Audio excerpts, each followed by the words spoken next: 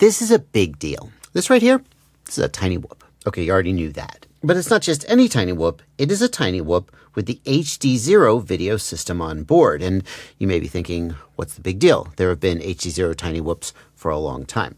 But this one is different. Let's put a typical analog tiny whoop on the scale. This is the Mobula6 2024 edition. It weighs 19.3 grams. And that means it comes in under the 20-gram threshold that a lot of people see as the goal for a really good flying 65mm tiny whoop. And until now, HDZero has never been able to crack that threshold, at least not without a lot of exceptional work from people who build really custom rigs, not in a bind and fly, not in something that was accessible to the average person.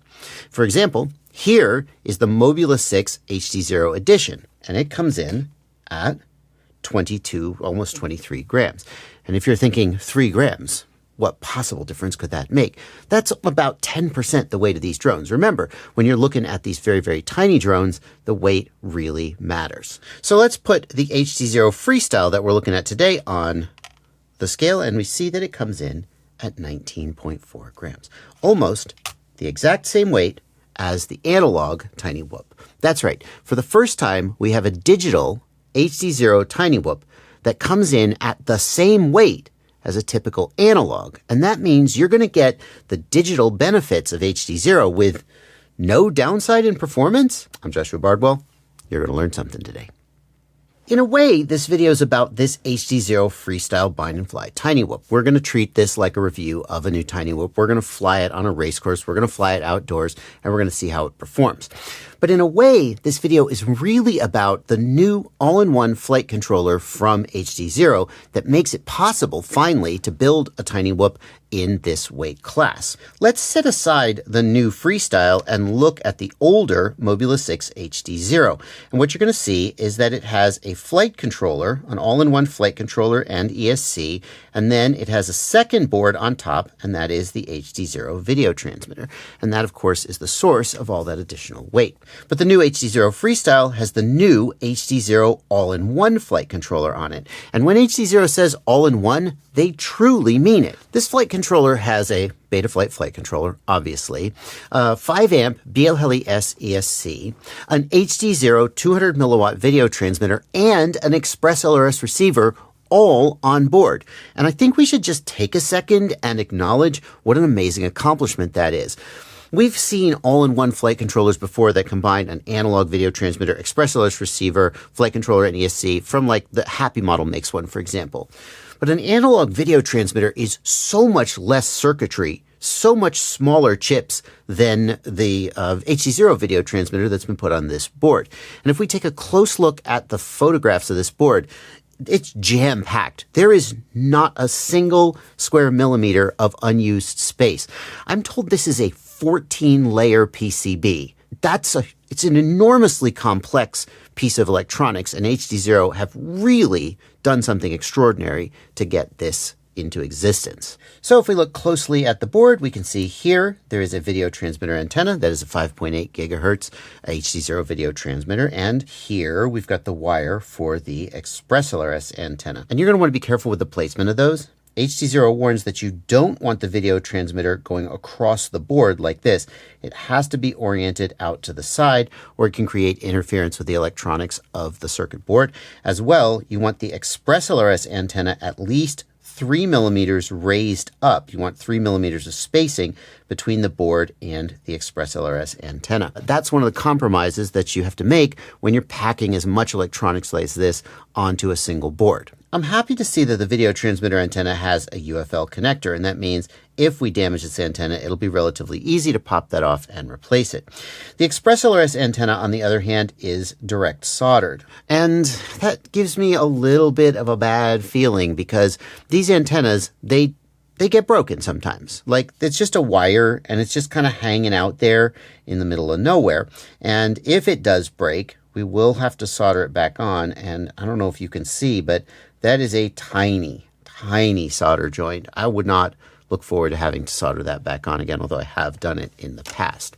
I've dealt with this in the past by doing something that we can't do with this board. If we take a look at my Mobula6 6, we can see that I've bent the antenna back on itself slightly, laid it flat against the circuit board, and this may not be obvious from a visual inspection, but I've used conformal coating to stick it down to the board. And this is bad for the ExpressLRS range. The antenna should ideally be a straight line, and it should ideally not be laying up against some electronics, but it's great for durability, and the range and penetration of ExpressLRS is so freaking good anyway that I haven't really had a problem. We can't do that with the HDZero all-in-one. So I don't know what the best solution might be here. I'm tempted to maybe attach it in some way, maybe with some tape or something to the camera, but the camera cage is also going to move some, so we're just going to fly it as delivered and cross our fingers. In case you hear 3D printer noises coming from the other room, that's because I'm printing a new canopy for the camera. The canopy that you see here is 3D printed. It actually looks like it was printed on a sintered printer instead of a FDM printer. That's interesting, but many people are just going to print their own canopy, especially because this material is somewhat rigid and I wonder if it will break. You can download canopies from the internet. I'll put a link to the album in the video description below. I'm printing a 30-degree canopy to put on here to get a little more up tilt for racing. The motors on the Bind and Fly are made by Happy Model, which is a good thing. Happy Model makes pretty good whoop motors. They are 0702, which is the style these days. 0802 used to be the standard for 65mm tiny whoops, and at some point people realized you could use a little bit smaller motors, save a little bit of weight, and still get really good performance. I don't entirely understand it, but it's just where all the top racers and freestyle pilots have gone in this size class, so they probably know something I don't know. The KV is 28,000 kV, and it's hard to judge that. There was a time when 19 or 20,000 kV was, ooh, that's so high kV, but people just seem to push the kV of these tiny whoop motors higher and higher. Some people as high as like 40,000 kV. So these days, 28,000 kV seems like it's not even that extreme. We'll see how it flies, and we'll see, most importantly, what effect it has on the battery life.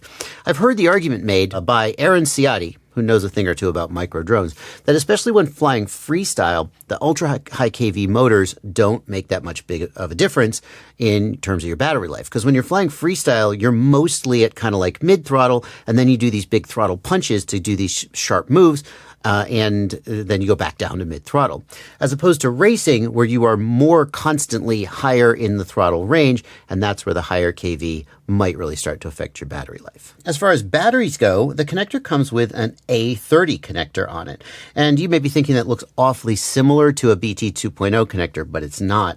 You see this little tab right here, that differentiates the A30 from the BT 2.0. The advantage of the A30 is that you don't have to pay a licensing fee to BetaFPV. BetaFPV invented the BT 2.0, and everybody who uses them has to buy them from BetaFPV. They make a little money. So theoretically, the performance is as good or better than a BT 2.0. The battery should be a little bit cheaper. You can just jam a BT 2.0 connector in there, although people have told me that over time that wears out the plug and eventually it starts losing contact with your batteries. You could also just get in there and file off that little tab. Well, there you go. Now it's a BT 2.0 connector, right? Do I owe BetaFPV $1? When I first saw this battery lead, I was confused as to why they soldered the connector on facing backward. And then I realized it's actually really clever. You see, you put the battery in, and you've got the plug like right here, and then you normally have to turn the connector around, and that puts a lot of tension on the wires. But by putting the connector on backward, it just plugs right into the battery, and you're good to go. Very slick, HDZero. You're really thinking. Now, the version that we've got here is the freestyle version, and that implies that there is also a race version, and that's true. The only difference between the freestyle and the race version, as far as I can tell, is that the race version has the eco camera instead of the Lux camera, which is slightly lighter. I believe the race version comes in at 19.3 grams, whereas the freestyle version comes in at 19.6 grams. Both of those cameras do 720p 60, so if you're interested in taking advantage of the 540p 90 frame per second mode that racers like to use, that's not going to be available to you in this size and weight class. Both of those cameras, the Lux camera and the Eco camera, do something really good to improve durability. You're looking at it right here. And what you're seeing is that instead of a big complicated MIPI cable, a digital MIPI cable, we've got a standard red, black, and yellow wire. These cameras, although they are digital cameras and they are going into a digital video transmitter, they use a standard CVBS analog signal to get from the camera into the video transmitter. And if you're thinking that reduces image quality, well, you're right, it does a little bit. But it turns out that an analog signal can look really, really good. We just don't see it looking really good because every time we see it, it's coming over the air and it's getting messed up by radio waves being radio waves. We're going to get pretty good image quality, better than you've probably ever seen an analog camera look, while still saving a lot of weight compared to a camera with a MIPI connector and improving durability. Those MIPI cables are fairly fragile. Before we do a flight test on this, let's take a look at Betaflight and see if there's any quirks to how they've configured it. As well as we're going to have to get it bound to our ExpressLRS controller, and that's going to bring us to one quirk that I know we're going to run into. And that quirk is that if I go to the receiver tab, this is an SPI receiver. It's an SPI-based ExpressLRS receiver. And in case you don't know what that is and why I sound kind of deflated, I'm actually going to refer you to another video about why SPI receivers are the worst. It's a little bit overstated. They're not the worst, but it does mean there's going to be some quirks to setting up this receiver that make it a little different than other ExpressLRS receivers. And the short version is that it means that we're going to be locked at ExpressLRS 3.0. ExpressLRS is up to like 3.5 now. And if there were new features in the version of ExpressLRS, that you wanted, you wouldn't be able to get them. And you can't just flash to a new firmware. With an SPI-based receiver, the ExpressLRS code is baked into the Betaflight code. And so the only way to update to a new version of ExpressLRS is to update to a new version of Betaflight. But no one has been updating the Betaflight ExpressLRS SPI code since ExpressLRS 3.0 because it turned out that SPI receivers have some other downsides and everybody's moved away from them. So why did HDZero do it this way? And the answer is that there just wasn't enough room on the circuit board physically to do it any other way. They would have required another chip that they just had nowhere to put it, and SPI was the only way they could do it. So we're going to live with that, and you need to know that is a consequence of using this board. But it doesn't mean that binding is going to be a little simpler. We're just going to go to the receiver tab, and we're going to type the bind phrase here. Well, I don't want to show you my bind phrase. It's not like it's a big secret, but I'm going to type it. And my editor, Fabio, is going to blur it out, and I'm going to hit save and reboot. Let's just take a look in the receiver tab, and we'll just double check my channel mapping is correct. Yes. Bidirectional D-Shot is turned on. That must mean they're shipping this with BlueJay firmware on the ESC, not BLHES. That's actually great. It'll make this fly way better. It's fantastic that they're doing that. Power and battery. Yes, they have set the maximum cell voltage for 4.4. If it's set to the default of 4.2 and you use a high volt battery, then it misreads the voltage, and that's great. That's bad that it misreads the voltage. It's great that they've made this change because, of course, tiny whoops are commonly used with high volt batteries. Well done. They are on top of it. In addition, we have an amp meter that looks like it's calibrated. I don't know. Most people either just don't have an amp meter at all or it's not calibrated right.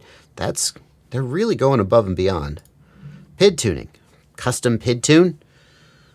I don't know if it's any good. Probably pretty good. Default Betaflight rates. Not the end of the world. I'm going to load the 533 racing rates, which is what I use for racing pretty much. OSD. What do they got for the on-screen display? On-screen display is set up for HDZero. Good for them. Why do they have core temp in the middle of the screen? That makes no sense. They probably did that for a reason. Does that have to do with whether your video transmitter's overheating? I'm going to leave that alone. I normally don't care about core temp. I'm going to leave it alone because I think they probably did it for a good reason. That's it. Are we ready to go? Video transmitter. Let's set the band and channel. Yeah, we're going to go to race band channel 8. 25 milliwatts is probably fine. We're not going that far. We'll save that. Yes, maximum arm angle 180. They've done everything. They've really done it all. This is really well set up. And by really well set up, I mean there's nothing like particularly cutting edge here. They've just done all the right things that everybody else overlooks. Well done. Let's fly it. It's stretched. Something isn't right. Why is it set to widescreen? Let's go into the camera menu. So if I take the left stick, center throttle, yaw right, VTX ratio for Lux camera. Aha, that's got to be, there we go. That's the option we want. And Lux camera menu, image, hello, image. Interesting. We don't have the option, image ratio, there we go. So we can set it to 16:9, but I prefer to fly 4:3 because I think that's the native aspect ratio of the camera. How's she fly? We're going to do a little freestyle because this is the freestyle. Oh, it's not bad. We only have 15 degrees of up tilt here. And per the recommendations of Ryan Quellet, I also have my ExpressLRS transmitter turned down to 100 milliwatts to make sure I'm not interfering with the HDZero goggles. So that little dinky antenna isn't hurting us very much, at least not at this range. Let's go behind the house. Can we go behind the house? 200 milliwatts? Acceptable. Yeah, not bad, considering I'm standing right here facing this direction. For those wondering where my spot, 3.16 volts. Let's do a little test here. One of the problems with HDZero in the past has been that the VTX drops out before the drone is done. And if you're racing, you may want to run your battery down a little bit lower. Oh, there we go. Motors just dropped out. VTX kept working. Perfect. And there we go. Now the VTX dropped out. Ah! Get a new battery. I'm killing my battery. Where did I land? Where did I land? Here we go. Here we go. Oh, okay. That's bad for that battery. I'm just going to kind of zip around here. Not going to do any big full throttle moves, but just kind of zip around. Have a good time. And see what kind of flight time I get. Where is the flight time? 35 seconds. There we go.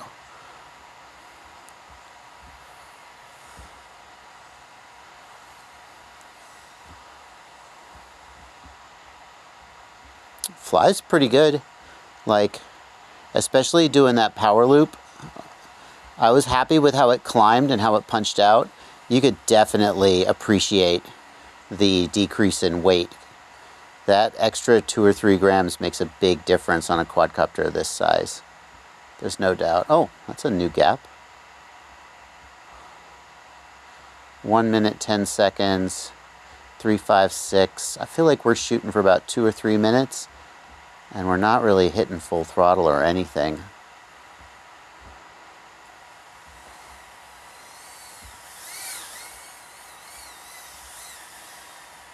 Could be better.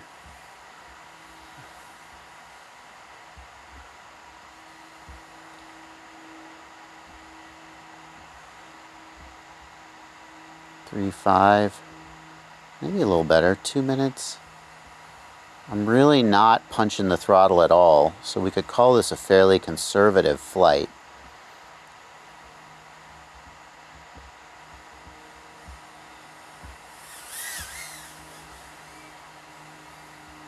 Oh, I felt a little sag there.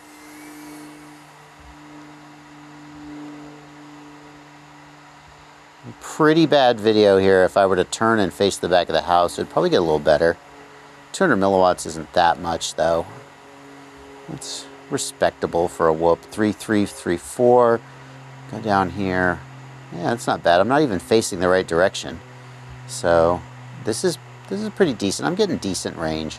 3.3, 3.2. Okay, there we go. And it's over. 2 minutes, 30 seconds. Maybe 3. Maybe as much as 3.30 if I really baby it, I would say. But as soon as I start pushing, it's going to start dropping out. See, if I push here, we got 3.2. There we go, 3.1 as soon as I get on the throttle. So this is basically where I would stop flying. For the record, the batteries we're using are these BetaFPV Lava 300 milliamp hours. They are square cell batteries. I haven't tested them specifically, but my understanding is that all the square cell batteries are basically the exact same cells, just repackaged by different manufacturers. So I would expect the performance of these to compare to things like the like the Weebly FPV and so forth, all the other square cells.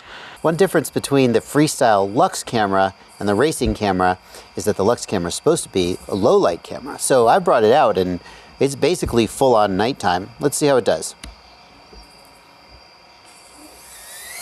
Ah, my face. No surprise, it's doing fine here on the porch with the lights. I always do.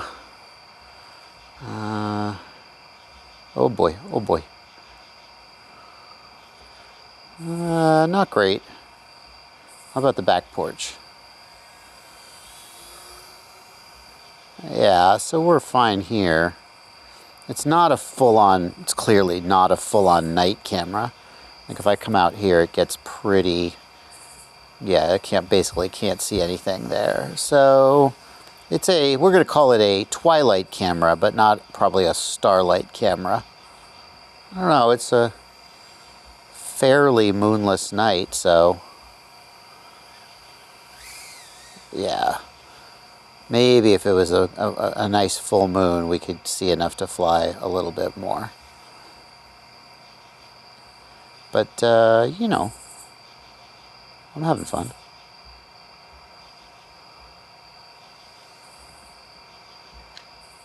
Oh, man, I was having fun. I see a gap, I must shoot the gap. I see a gap, I must get the gap. Must get the gap. Oh, no, oh, no, oh, no, oh, no, get it back together. Okay, okay, okay, got it back together. Okay, okay, okay. Back through here. Back through here. Now where? Through here. Okay, now we'll go underneath. We'll go over. We'll go where? I don't know where. I'm just making it up as I go. I got battery 323. Got to bring it back in. Okay, it's a nightish camera. HDZero have really done something extraordinary with, well, the bind and fly quadcopter, sure, but really the all-in-one flight controller that makes the bind and fly quadcopter possible.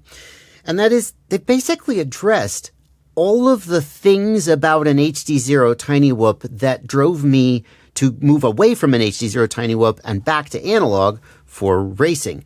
And one of them was the additional weight. That additional weight made the quadcopter fly worse and made your flight times shorter.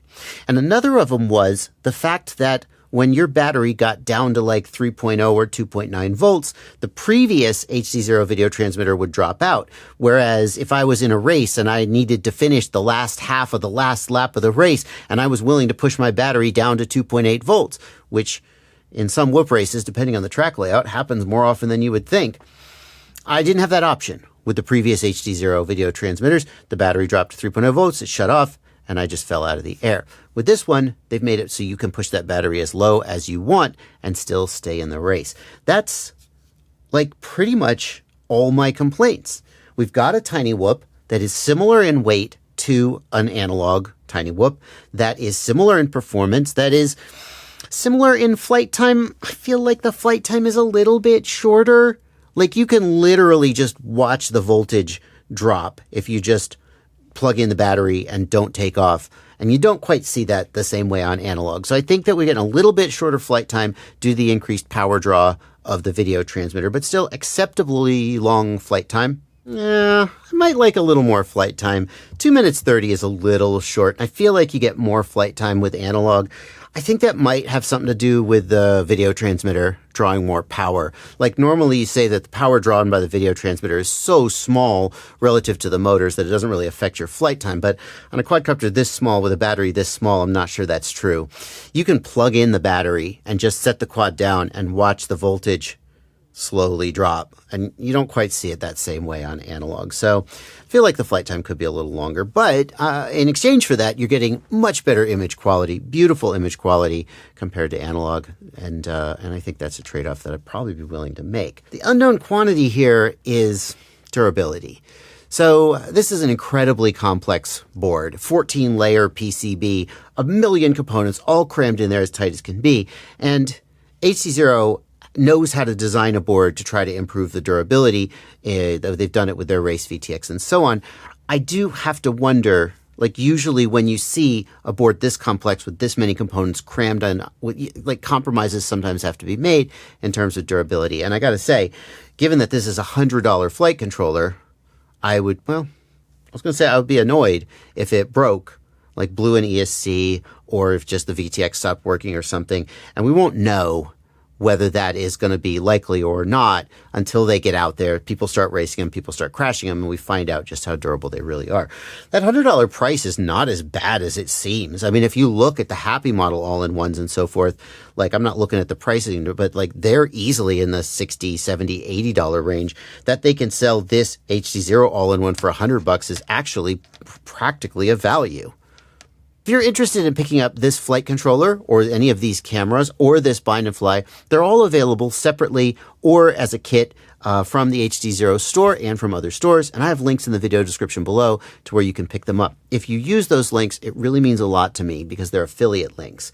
And what that means is that when you click that link and then make any purchase at the affiliated vendor, I get a small commission off of everything you buy. The simplest and easiest way for you to support the channel is to always click one of the affiliate links below my videos before you do any shopping at any of your stores. In fact, you could even just bookmark the links and then use them to go to the stores. And then I would always just get a little commission. If you can't join my Patreon, if you can't support me in any of the other myriad ways that there are to support me, using my affiliate links is a simple and easy way to do it. Two more things before we finish up the video. The first is that the 20-gram threshold is no longer the standard for the highest performance 65mm tiny whoops. These days, we've got tiny whoops like the BetaFPV AIO5, which are coming in closer to 16 to 17 grams and supposedly perform even better. I have the BetaFPV AIO65, but I haven't reviewed it yet. It's the very next thing I'm going to review, so I can't comment on that, but that video is coming, so look forward to that. The other thing is I want you to compare how this quadcopter flies against an analog quadcopter of similar weight. The Happy model Mobula6 HD, I reviewed it a little while back. It has a 400 milliwatt analog VTX and ExpressLRS on board, almost the same weight, about half the price, and probably more durable, odds are. I think you should really think about that if you're not locked in yet on the HDZero ecosystem. I'll put a card on screen where you can check that video out, and I'll see you there.